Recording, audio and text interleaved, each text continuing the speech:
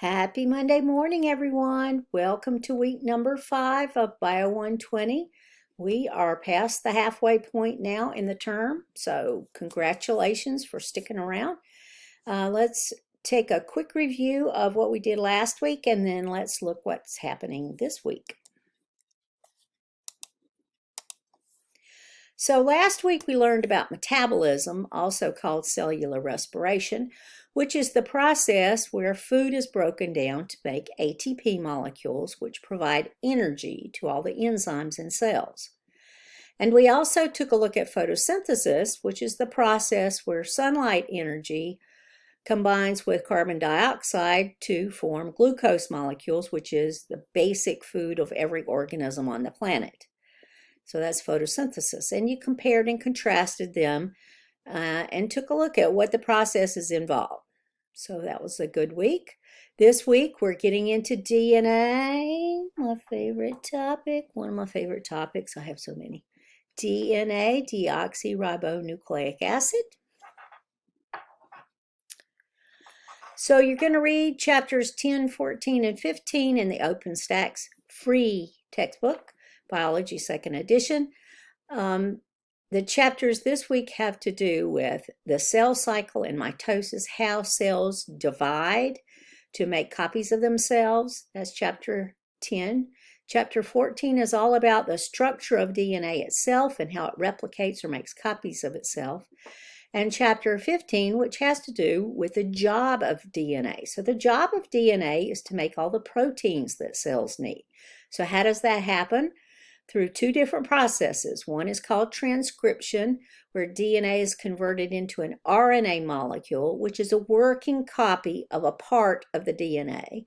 And then translation is where that RNA is then translated into a protein. So these are really important chapters for you to learn about. Read the Module 5 overview, and in this announcement, I will put the video substitutes because the ones online in your course do not work, but I have some substitutes for these. You have discussion board postings that are due this week. Remember, your initial post is due on Thursday night. The 2 response posts are due by Sunday night.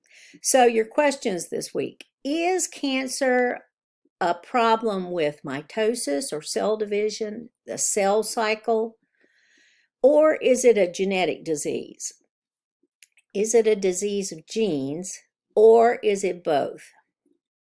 All right, I told you last week, if anybody ever asks you a question like this, the answer is always going to be both, or else they wouldn't have asked it, okay? So cancer must be a problem with the cell cycle, where it doesn't stop when it should because something is wrong with the cell, or is it a problem with the genes? Now, you know, you've heard of this, the breast cancer genes. There's so many genes that are involved with cancer. So you're going to delve into this, and there's a whole section in chapter 10 on this. So do take a look at that. Look at proto-oncogenes, tumor suppressor genes, all of that is in that section. I think it's section 4 in chapter 10. So you'll be able to answer these questions when you do a little research. You're also going to discuss environmental carcinogens. So a carcinogen is any type of mutagen, anything that causes mutations that then lead to cancer production. And we have so many of these. I mean, just think, ultraviolet light, that's one. Benzene that's in gasoline. You know, there's a sticker on the gas at the gas pump now that says don't breathe in gasoline fumes. Well, it used to say because the fumes contain benzene, which is a known carcinogen. Formaldehyde is a carcinogen. Oh, there's so many, so many. So read up on that and how we could effectively remove them from the environment. All right, then you also have milestone 3 of the final project. The format of this one is different. It's going to look like the final project when you get to that in week 7. You have to make slides. You can make PowerPoint slides, Google slides, whatever software program you have, but PowerPoint is great. But Google Slides works too. That works fine. Make slides this time. The instructions say make between 6 and 10 slides, not counting the intro slide and the reference slide. So you're going to cover a lot of the meat of this presentation, this project, in this section. Methods of conservation. So how can we preserve or conserve this issue? How do we prevent water pollution? How do we prevent pollutants from reaching the water table? Trying to think of some of your presentations here. So how do you conserve or preserve ecosystems so that this thing isn't an issue for those situations? Education, how important is it? Wow, is that a big topic? Of course, it's tremendously important. If you're talking about climate change and global warming, I mean, how many people really understand that out there in the general public? Very few. That's why there's so many deniers of this topic and this environmental issue in the world, which is going to destroy so many ecosystems if we don't get a handle on it. Solutions. What are possible solutions to this problem or this situation? What are the ethical considerations, including laws? Don't forget this, because this is the way that we make people do what they're supposed to do. You know, people don't do what they're supposed to do all the time. How many people litter, throw stuff out of their cars? Well, there's laws against that. What would you do if you had trash and there wasn't a law against just dumping it anywhere? You might dump it anywhere. So make sure you include the laws that help protect us from these different situations or topics that you guys are researching. What are the positive, negative aspects of the issue? And there are always some positives, because listen, if there weren't positives, there wouldn't be an issue. For example, water pollution. Is it easier for an industry just to dump waste into a river than properly store it and then treat it and then have it handled by a chemical waste company? Yes, it is easier just to dump it in the river. So that is a positive aspect of water pollution. Somebody has to gain from this in order for it to actually be a situation. Deforestation. Who benefits from deforestation? Well, the locals who want farming land, the government of Brazil, and logging companies. Wow, you can think of a lot. So there are always positive aspects to these issues, but of course there are always negative impacts too. That's why they're issues. And personal impact. How can you change this situation, you yourself? So there are lots of good sections of this milestone 3 to your final project. Include citations and references. You have to have at least 3 for this one.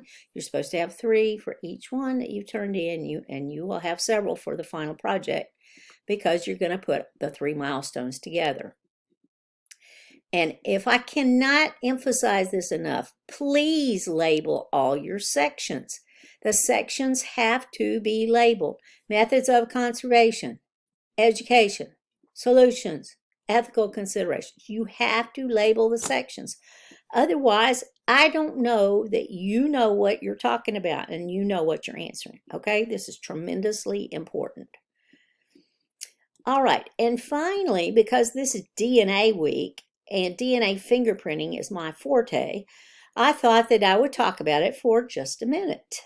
So here it is, and if you don't want to hear this part, just shut off the video now. But anyway, DNA fingerprinting, also called DNA profiling, DNA typing, oh, there are lots of names for it now, was first developed by Sir Alec Jeffreys, Dr. Alec Jeffreys, who I have a picture of right here. He works, he was at the University of Leicester in England. In 1985, he used DNA fingerprinting, this technique that he had developed, to exonerate an innocent suspect in a set of 3 rapes and murders in England, in 3 different villages in England.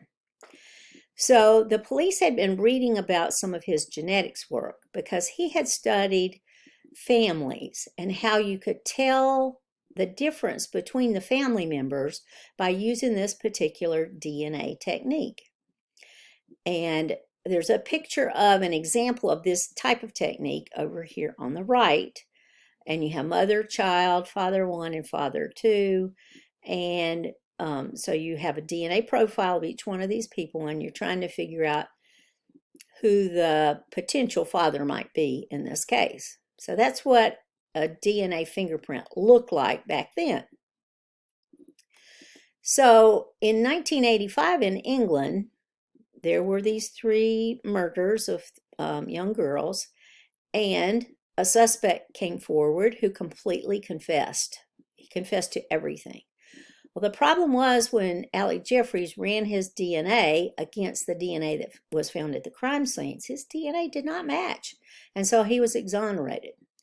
Well, the police decided that what they would do was to bleed all of the men in those 3 villages. All right, this was over 5,000 men. And in England, you don't have as many civil rights as you do here. And so these men were forced to come in and give blood samples. That's back when you had to give blood samples instead of a buccal swab or the inside of your cheek. So, all right, where was that? So all the men started coming in, and Alec Jeffries started running the DNA. No match, no match, no match for hundreds and hundreds and hundreds of these. He still was not finding a match. And that is because the perpetrator of these crimes, Colin Pitchfork, talked his friend Ian Kelly into giving his blood twice and giving his blood for Colin Pitchfork. Well, Ian Kelly was sick, and he went to the pub that night, and he started drinking, so he really felt bad.